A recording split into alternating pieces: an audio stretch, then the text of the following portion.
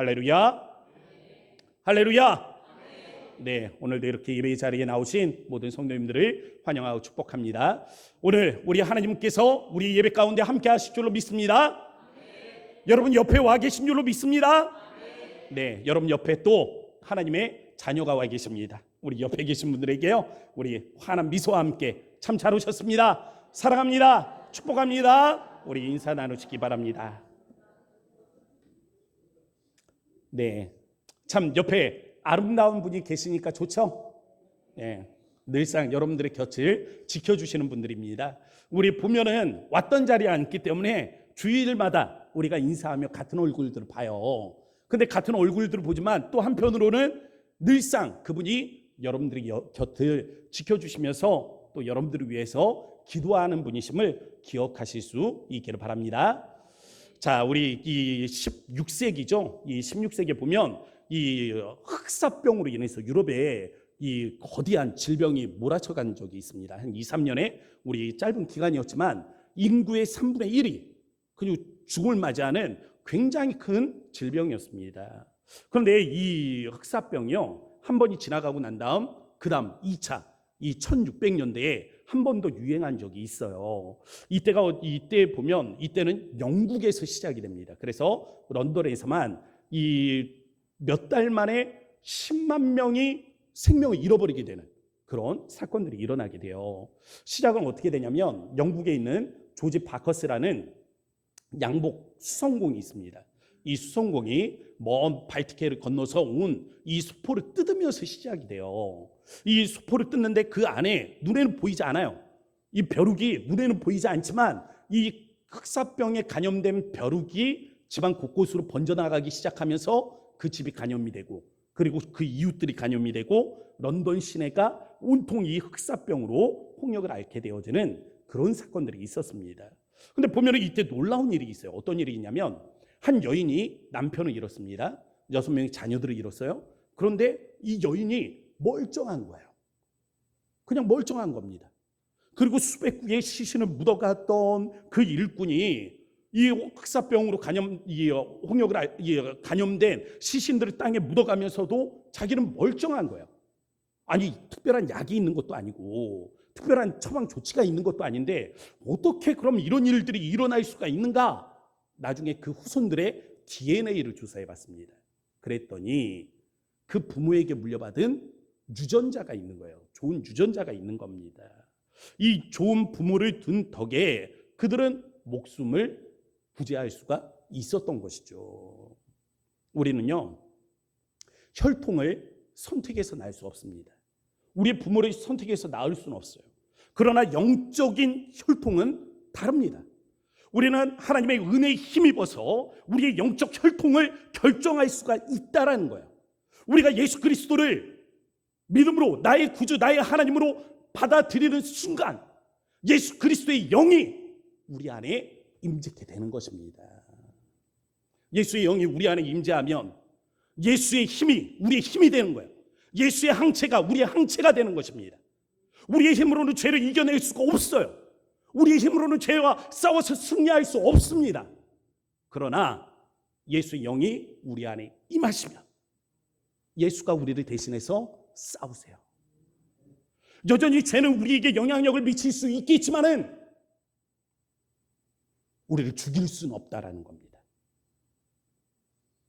우리가 여전히 죄는 지을 수 있겠지만 더 이상 사망에 매여 있지는 않게 된다라는 것이죠.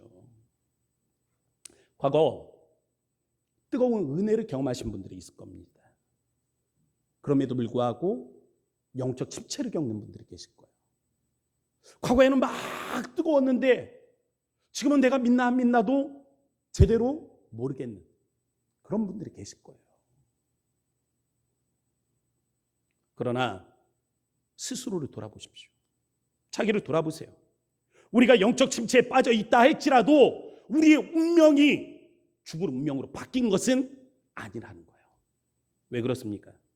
예수 그리스도 그분의 영이 우리 안에 계시기 때문에 그렇습니다.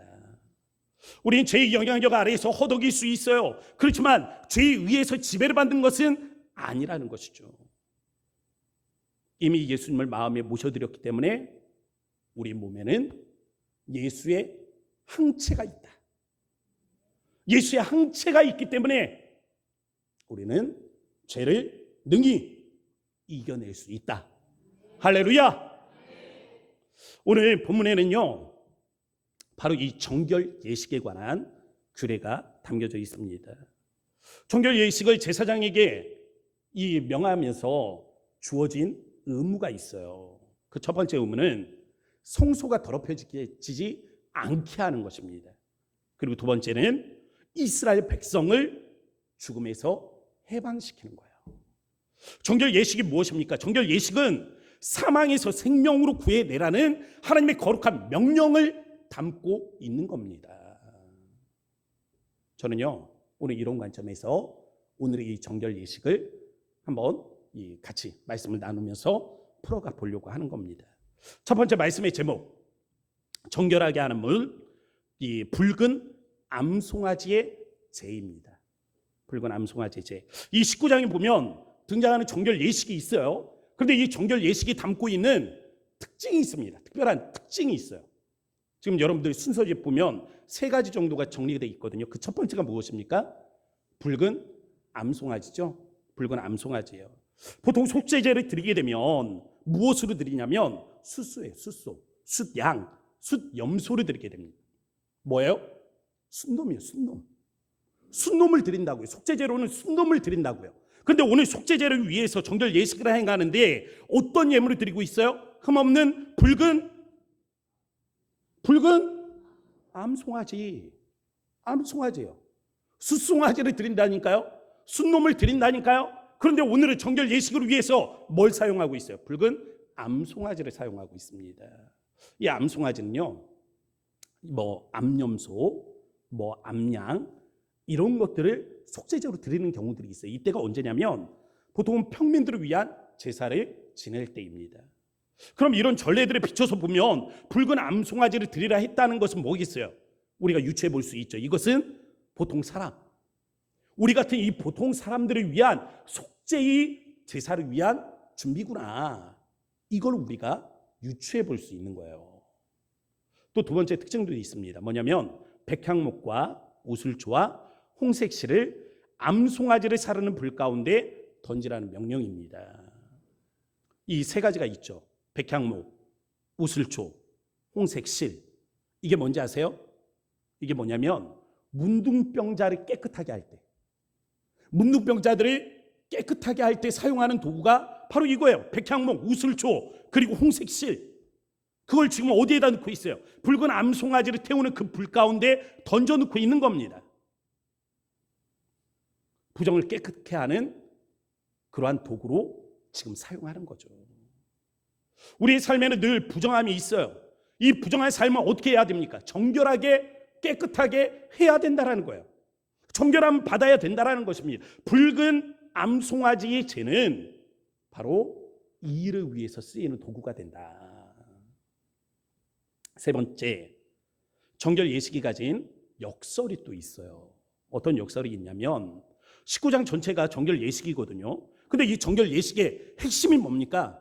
부정한 것을 깨끗하게 한다라는 거잖아요. 우리의 부정함을 깨끗하게 씻는다는 거 아니에요? 그런데 그 과정에 보면 이 일에 동참할 사람들이 어떻게 됩니까? 부정하게 돼. 아니, 깨끗하게 하려고 지금 암송아지, 붉은 암송아지의 죄를 만들고 있는데 오히려 그 일에 동참할 사람들은 부정하게 된다니까요. 암송아지를 불사른 사람이 부정하게 되고 죄를 거둔 사람이 부정하게 되고 백향목을 또 백향목과 우슬초 홍색실을 불사른 사람들이 부정하게 되는 겁니다. 목적은 뭐예요? 깨끗하게 하는 데 있는데 그 일에 동참함으로 부정하게 된다.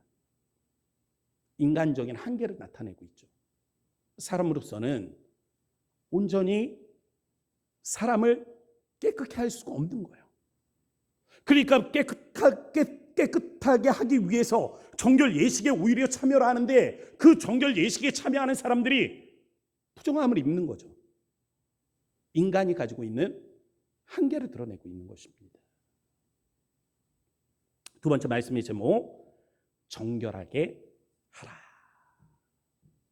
개그맨 김기리 씨라는 분이 계시거든요. 이 사람이 조금 가벼운데 착해 보여요. 착해 보여. 가볍지만 착해 보입니다. 이분이 신을 간증하는 것을 들었는데 그런 이야기를 하더라고요. 한창 자기가 잘 나갈 때 소주 광고가 들어왔대요. 술 마시는 이 소주 광고 딱 들어와서 이제 계약을 하려고 딱 하는데 마음에 자꾸 뭐가 찌르는 거예요. 그러면서 생각나는 게 있어. 뭐가 생각나냐면 권사님인 엄마가 생각나는 거예요. 그래서 이거 했다가 또 엄마 실망할 것 같은 이 마음.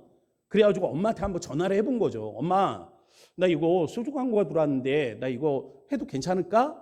하면서 물어봤습니다. 그랬더니 어머니 말씀이, 기리야, 엄마는 그거 안 했으면 좋겠다. 아니 근데 이 김길이라는 분이 생각을 해보니까 이게 광고가 이 돈이 짭짤하잖아요. 사진 좀 몇 개 찍고 뭐 이렇게 하면 돈을 많이 주는 것 같아요. 그러니까 이 돈이 탐나가지고 엄마를 설득하는 거예요. 엄마, 우리 가난하고 돈도 없는데 이거 하면 돈도 또 많이 준다는데 그냥 하면 어떨까? 막 하면서 이야기를 하니까 엄마가 계속 이 이야기를 하면서, 기리야, 나중에 네가 후회할 것 같아, 이야기를 하시더래요. 그래서 그래, 엄마도 그런데 이것만 있는 것도 아니고 그래, 하지 말자. 엄마도 그러는데 그냥 하지 말자 하고 그냥 포기했대요.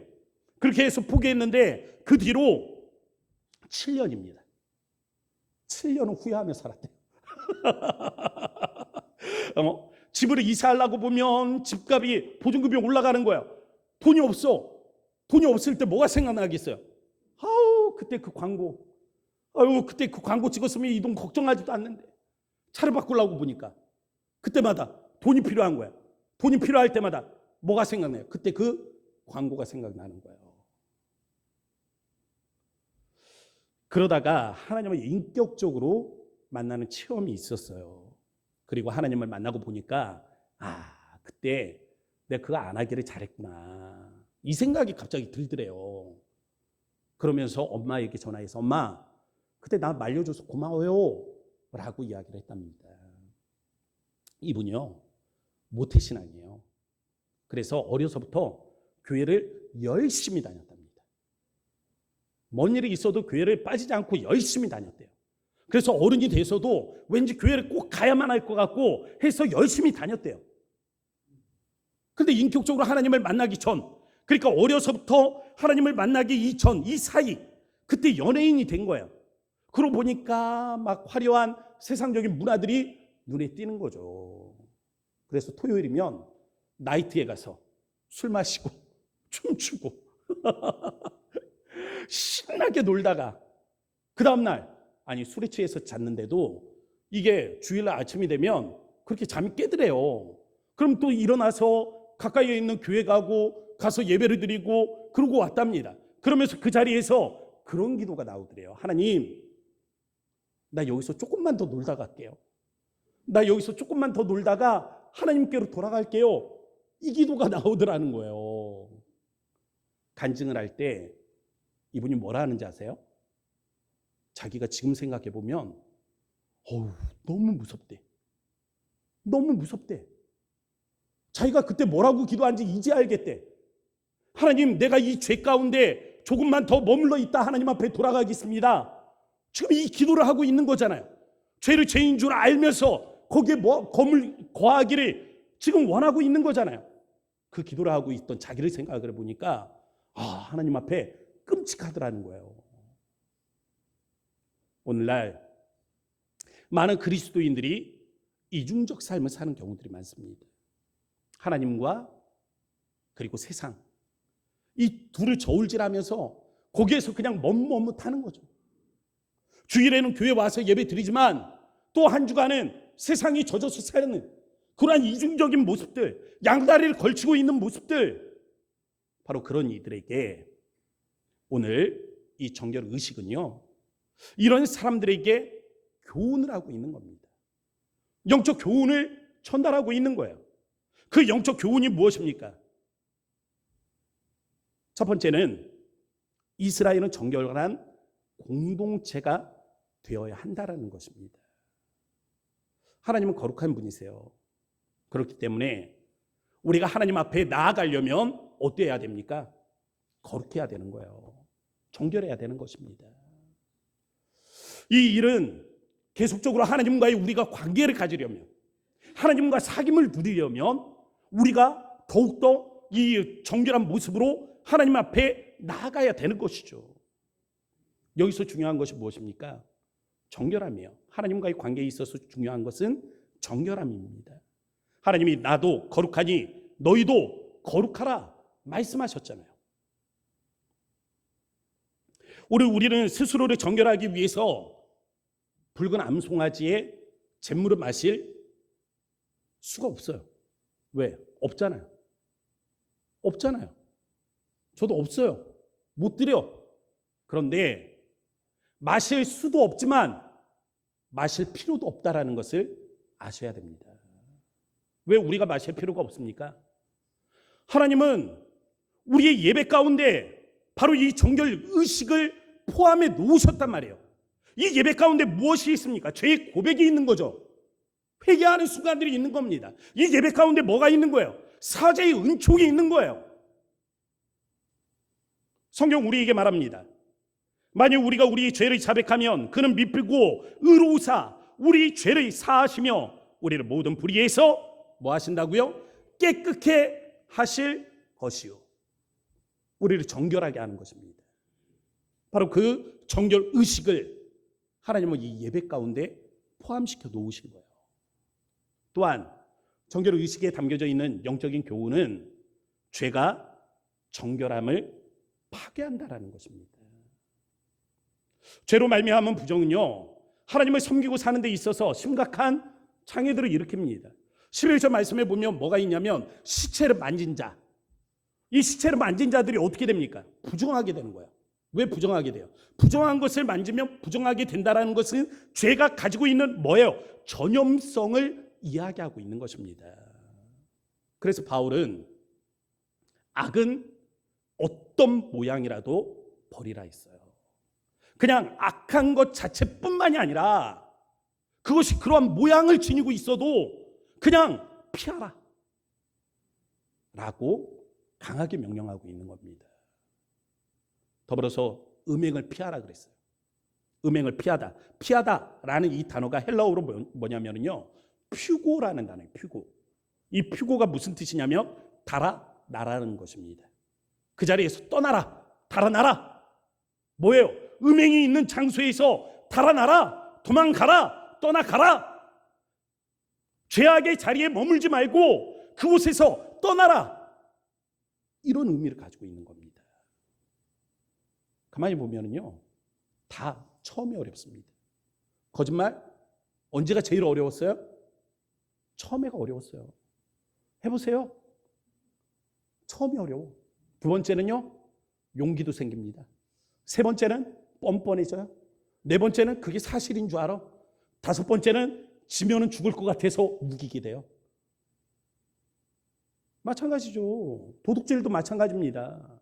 처음에 남의 것을 훔칠 때나 뭐 벌벌 떨지, 두 번째, 세 번째 버릇이 된다니까요. 싸움도 마찬가지예요. 처음에 싸울 때나 미안해지지, 두 번째 싸울 때는 점점 강해져요. 지지 않습니다. 그런데 신기한 건 그런 사람 옆에 있으면 어떻습니까? 닮아가잖아요. 우리가 닮아간다고요. 부모가 있으면 부모를 가장 많이 보는 사람이 누구예요? 자식이죠. 그래서 자식을 뭐라고 그럽니까? 부모의 거울이라 그러죠. 자식을 보면 부모를 본다 그러는 거 아니에요. 그 자식을 보면 부모가 어떠한 성품으로 살고 있는가를 알 수 있다라는 것입니다. 죄는요, 삶의 작은 부분에서 시작이 돼요. 근데 이 작은 부분에서 시작돼서 우리의 삶 전체를 오염시켜 버립니다. 사과도 그렇잖아요. 한 부분이 썩어서 저놈만 도려내고 먹자 하고 갈라보는데 겉이 조금 한 부분이 썩어서 반을 뚝 잘라보니까 안에가 시커머니 온통 썩어버린 그런 사과가 있지 않습니까? 바로 우리의 삶에 죄가 이렇다라는 거예요. 죄는 우리의 성결함을 파괴하는 도구입니다. 정결 의식이 담고 있는 또 다른 교훈은요, 우리는 하나님의 성전된 몸이다라는 것입니다. 민수기 19장 말씀은요, 우리가 성결을 유지해야 되는 장소를 두 가지를 이야기하고 있어요. 이 두 가지 장소가 어디냐면 성소와 성막이에요. 그래서 13절 말씀에 보면 어떤 말씀이 있냐면 여호와의 성막을 뭐 하지 말라? 더럽히지 말라. 20절에서는 어디예요? 성소예요. 여호와의 성소를 더럽히지 말라. 이 성막과 성소잖아요. 그럼 한번 생각을 해보세요. 성소가 무엇입니까? 성소는 하나님이 임재하시는 거룩한 장소를 이야기하는 거예요. 성소가 어디냐면 지성소, 성소, 지성소를 이야기하는 거예요. 그럼 성막이 어디입니까? 성막은 이 성막, 하나님께 예배하기 위해서 나오는 그 성막, 바로 거기를 이야기하는 거예요. 다시 말하면 하나님과 하나님의 백성의 만남이 있는 거룩한 장소를 이야기하는 겁니다. 그럼 오늘 하나님의 성소가 어디에 있습니까? 하나님의 임재가 있는 곳이 어디예요? 바로 여러분 자신이에요. 그래서 사도 바울은 너희가 하나님의 거룩한 성전이다, 성소다라고 이야기를 하는 것입니다. 그러면 성막은 어디예요? 하나님과 하나님의 백성이 거룩하게 만나는 이 장소가 어디입니까? 교회 공동체. 바로 이곳, 우리가 함께 예배하는 이곳에 하나님의 성령이 임재하시니 바로 여기가 하나님의 거룩한 성막이 되는 것입니다. 로마서 말씀에 보면 세상 사람들은 어떻습니까? 하나님을 마음에 두길 싫어한다 그랬어요. 그런데 우리는 누구예요? 그리스도인이잖아요. 그리스도인은 누굽니까? 그리스도의 영이 없으면 그리스도의 사람이 아니에요. 그런데 우리는 그리스도인이잖아요. 그리스도의 사람이잖아요. 예수님께서 세상 가운데 우리를 선택하여 부르신 자들이 아닙니까? 그러면 우리 안에 누가 계시는 거예요? 그리스도의 영이 계시는 거예요. 그러므로 우리 안에는 날마다 이 고백이 있어야 되는 거예요. 그리스도의 영이 우리 안에 있다면 하나님, 제 마음에 찾아와 주심을 감사합니다. 오늘도 제 마음에 함께하여 주심을, 나와 함께하여 주심을 기뻐합니다 라는 이 고백이 있어야 됩니다. 제가요, 여러분들 집에 신방을 갔다고 생각을 해보세요. 권사님, 저 왔어요 하고 들어가는데 얼굴이 시큰둥이야. 왜 왔지? 왜? 이러고 있어. 물도 한잔 안 줘. 반갑게 인사도 안 해. 그러면서 그냥 앉아 있어. 멀뚱멀뚱 그냥 서로를 바라보고만 있네. 제 마음이 어떨 것 같아요? 아이고, 내가 이거 잘못 왔나? 지금 이때가 아닌가? 얼마나 제 마음이 불편하겠습니까?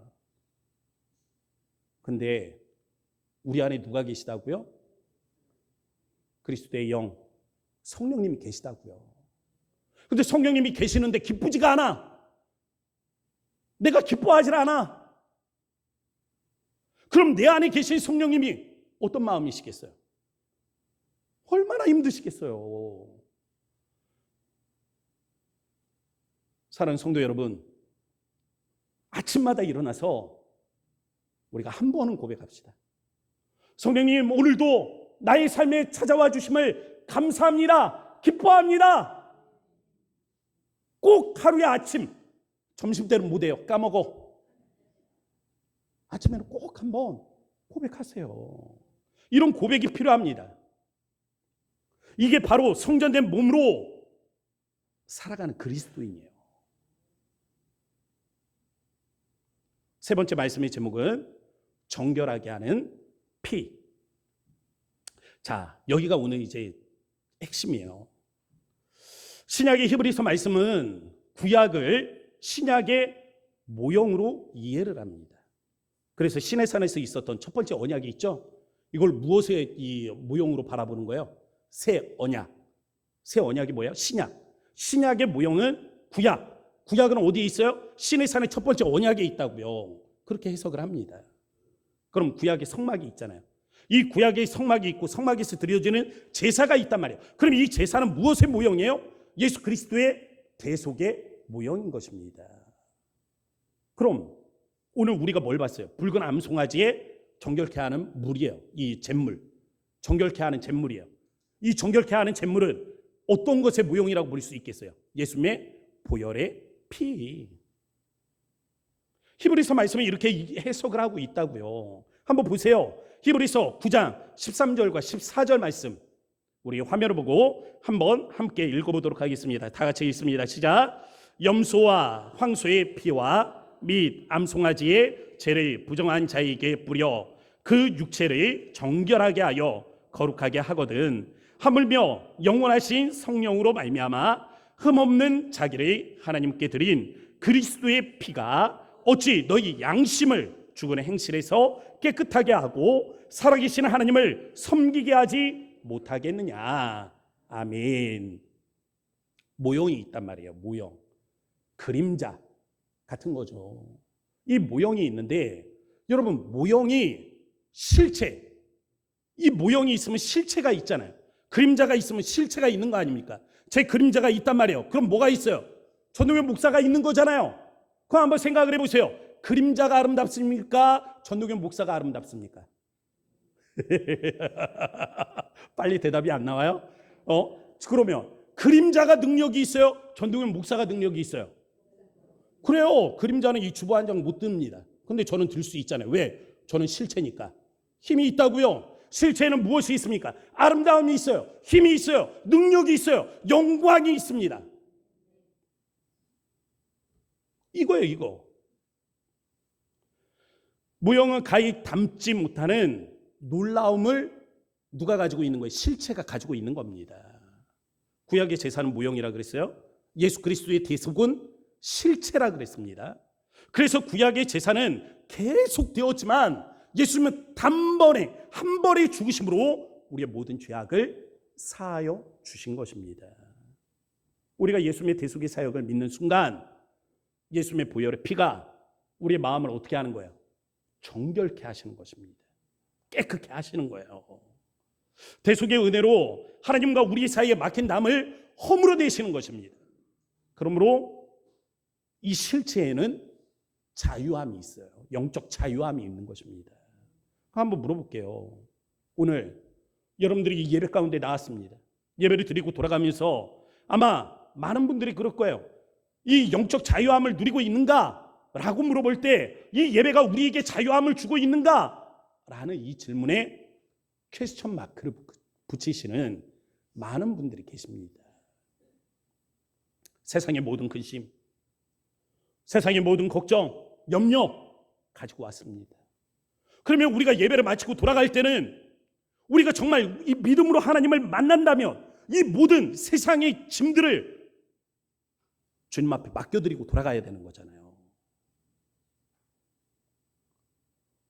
우리가 죄짐에 무거운 짐으로 마음의 심한 괴로움들을 누리면서 이 예배에 나왔다면 돌아갈 때는 어떻게 가야 됩니까? 기뻐서 돌아가야죠. 기뻐서. 나 자유 얻었네. 기뻐서. 아닙니까? 오늘 다 이러고 가세요. 이러고. 한번 상상을 해보세요. 권사님 한 분이 계셔. 뭐 누구라고 할 필요는 없고 누가 한 분이 오늘 송아지를 끌고 왔습니다. 송아지를 끌고 왔어요. 왜? 속죄제를 드리려고. 그래서 이 끌고 와가지고 예배 가운데 하고 와. 그래서 제가 이 머리에 뿔 2개를 꾹 붙잡고 권사님 안수하세요. 그래서 권사님이 안수합니다. 그 머리에다. 하나님, 나의 모든 죄를 이 송아지에게 전가합니다. 하나님, 이 의식을 받아주시고 그래서 나의 죄를 이 송아지에게 다 물게 해주세요. 제가 목을 이 뿔을 굳게 잡고 권사님, 거기 칼 있죠? 칼, 식칼. 그걸로 목을 찔러. 그럼 송아지가 어떻게 하겠어요? 적절하게 울부짖겠죠. 음해하고 울부짖겠죠. 그때 권사님 마음속으로 생각을 하는 겁니다. 뭐라고 고백해야 돼요? 하나님, 이것은 나의 죄 때문입니다. 하나님, 이게 나의 죄입니다. 울부짖으면서 누구를 죽이는 거예요? 이 송아지를 죽이는 거예요. 누구예요? 그 송아지는 나예요, 나.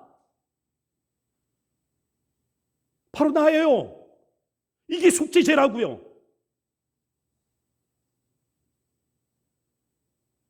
이렇게 예배를 드렸다고 칩시다. 이 권사님 어떠실 것 같아요? 집에 돌아갈 때 마음이 시원하죠. 지난 한 주 동안 어떤 죄를 저질러서 그 송아지를 가져왔는지는 모르지만 나 그 죄 용서받았다, 이 생각은 가질 겁니다. 이게 모형이 가진 능력이란 말이에요. 그럼 실체에는 그보다 더 강한 능력이 있어야 되는 거 아니에요? 실체가 더 강력해야 되는 것 아닙니까?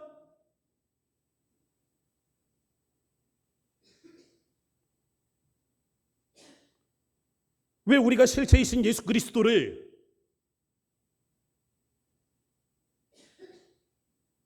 경험하지 못하는 것입니까? 왜 우리가 예배를 드리지만 그런 영적 자유함을 누리지를 못하는 이유가 뭐예요? 지식입니다. 지식. 그냥 머리로만 아는 거예요. 그냥 교리로만 깨달은 겁니다. 매일매일 실체를 경험하셔야 돼요. 저는 여기 계신 많은 분들이 과거에 그런 은혜들을 경험했다라고 믿습니다. 예수님의 죽으심이 나를 위함이구나. 나를 사랑하셔서 생명을 아끼지 아니하심이구나. 이 사실을 깨달았을 때 여러분들 어떻게 결심하셨습니까? 하나님, 나의 생명을 다 드리겠습니다. 하나님, 나의 온 생명을 다 드려 주님의 나를 기다리겠습니다. 그런데 왜 오늘 이렇게 되었느냐라는 것입니다. 왜? 뭐 때문에? 경험이 없는 게 아니에요. 날마다 새롭게 경험하고 또 경험하고 해야 되는데 그러지 못함이 문제인 것입니다. 모형으로도, 그 그림자만으로도 이러한 은혜를 누릴 수 있는데 실체를 보면서도 우리가 깨닫지 못하는 이유는 경험이에요. 경험. 하나님의 은혜를 경험해야 하는 것입니다. 오늘 이 찬양의 고백 가운데 우리를 정결하게 하시는 주님을 우리가 바라볼 수 있기를 바랍니다. 함께 찬양합시다.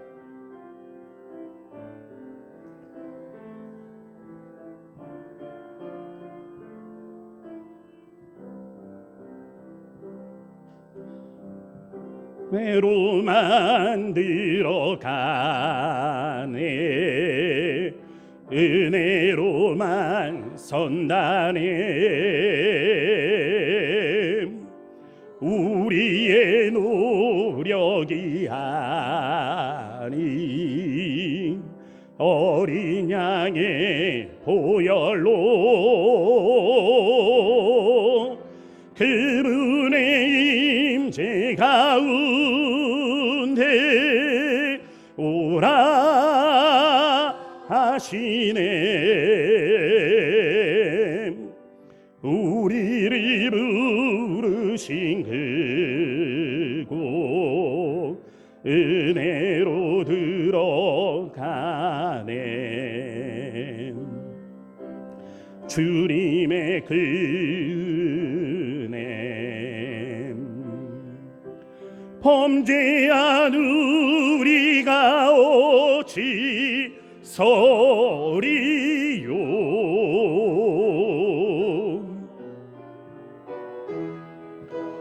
어린 양의 보혈이 깨끗해 하시네.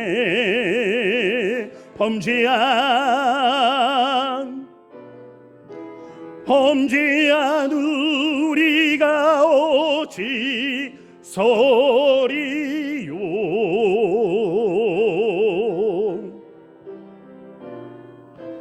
어린 양의 보혈이 깨끗해 하시네.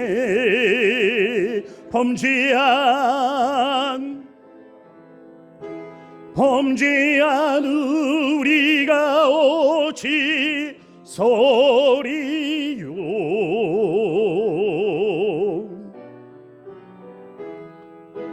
어린 양의 보혈이 깨끗게 하시네.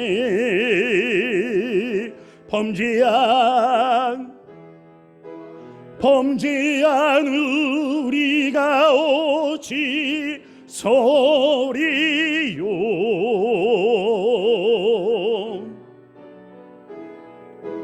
어린 양의 보혈이 깨끗게 하시네. 은혜로만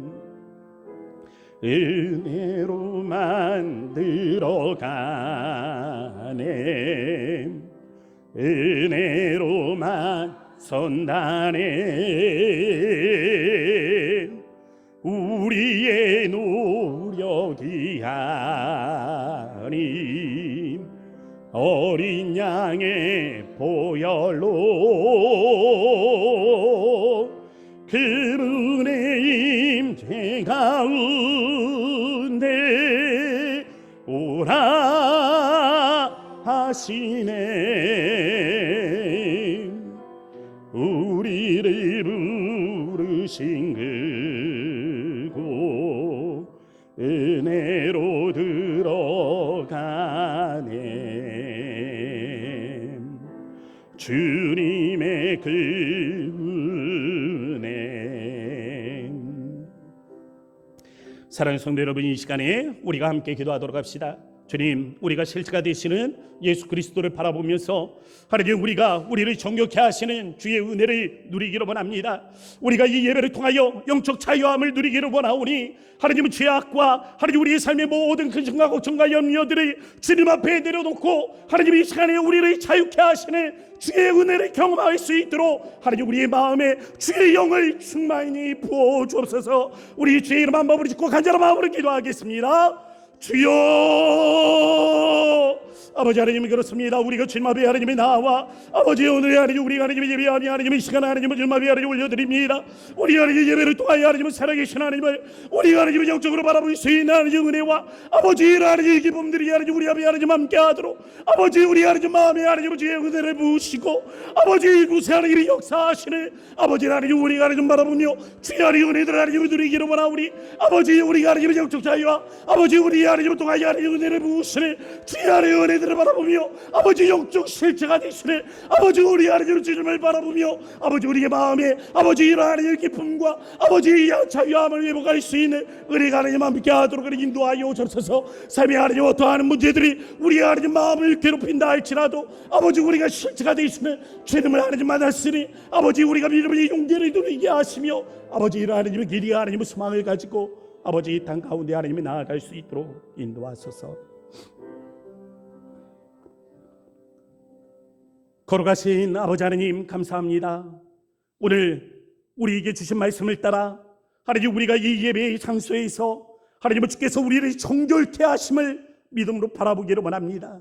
우리를 깨끗게 하심으로 주님의 은혜의 보좌 앞으로 나아갈 수 있도록 예수 그리스도의 이름에 힘입어 은혜의 보좌 앞에 나아갈 수 있도록 하나님 우리의 심령들을 이끌어 주신 줄로 믿사오니 이 시간 실체가 되시는 예수 그리스도를 바라보는 자들마다 하나님 그 마음에 영적 자유함을 누릴 수 있는 은혜가 있게 하여 주소서. 하나님은 세상의 모든 근심과 고통과 염려들을 내려놓게 하시고 하나님은 죄악의 무거운 이 죄책감들을 주님 앞에 내려놓으며 하나님 그 마음에 진정한 자유함을 누리기를 원하오니 우리의 약함을 강하게 하시며 우리의 부족함을 풍성하게 하시는 주님이 이 시간 우리에게 이와 같은 은혜들을 더하여 주옵소서.